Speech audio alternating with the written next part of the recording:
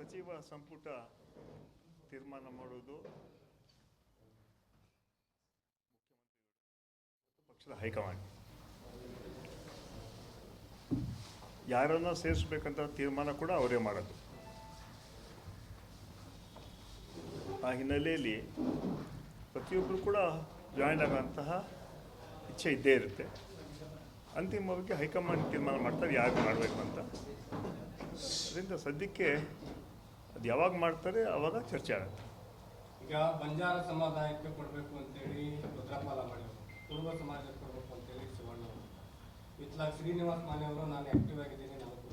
ಈಗ ಅಲ್ಪಸಂಖ್ಯಾತರ ಕೋಟಾದಲ್ಲಿ ನೀವು ಹೈಕಮಾಂಡ್ಗೆ ಒತ್ತಾಯ ಮಾಡಿದ್ರು, ನೀವು ಸತ್ವಾಕಾಂಕ್ಷಿ ಹೌದಾ ಅಲ್ವಾ?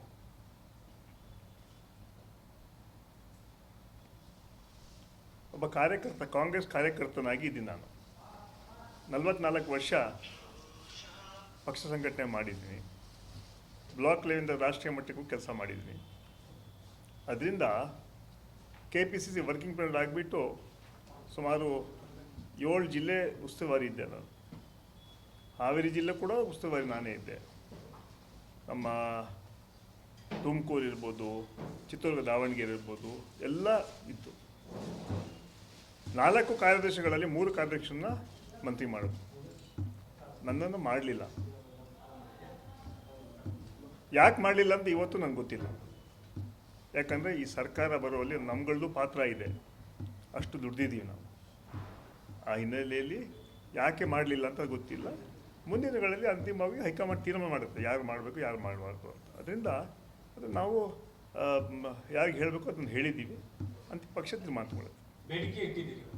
ಬೇಡಿಕೆ ಏನು ಇದು? ಬೇಡಿಕೆ ಏನಿರುತ್ತೆ? ಇದು ಪಕ್ಷದಲ್ಲಿ ಕೆಲಸ ಮಾಡಿದ್ದೀವಿ, ಲಾಸ್ಟ್ ಟೈಮೇ ಮಾಡಬೇಕಾಗಿತ್ತು ಅಂತ ಹೇಳಿದ್ವಿ ನಾವು.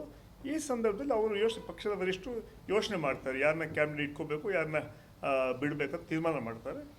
ಅಂತಿಮವಾಗಿ ಡಿಸಿಷನ್ ಹೈಕಮಾಂಡ್. CM ಕುರ್ಚಿಯ ಬದಲಾವಣೆ ಏನಿದೆ ಸರ್, ಈಗ ಮತ್ತೆ ಮುನ್ನೆಲೆಗೆ ಬಂದಿದೆ. ಇದರಲ್ಲಿ 2 ಬಣ ಇದ್ದಾವೆ, ಕುದುರೆ ವ್ಯಾಪಾರ ನಡೀತದೆ ಅಂತ ನಿಮ್ಗೆ ಗೊತ್ತಿರೋ ವಿಚಾರ. ಇದರಲ್ಲಿ ನೀವು ಯಾವ ಬಣದಾಗಿದ್ದೀರಿ? ಈ ಪ್ರಶ್ನೆ ನನಗೆ ಕೇಳಿಸ್ತಾನೆ ಇಲ್ಲ, ಮುಂದೆ ಹೇಳಿ. ಅಲ್ಲ, ಯಾಕಂದ್ರೆ ಬಣ ಯಾವ ಬಣ ಇದೆಯಾ? ಕಾಂಗ್ರೆಸ್ ಅಲ್ಲಿ ಯಾವ ಬಣ ಇಲ್ಲ, ಕಾಂಗ್ರೆಸ್ ಒಂದೇ ಬಣ.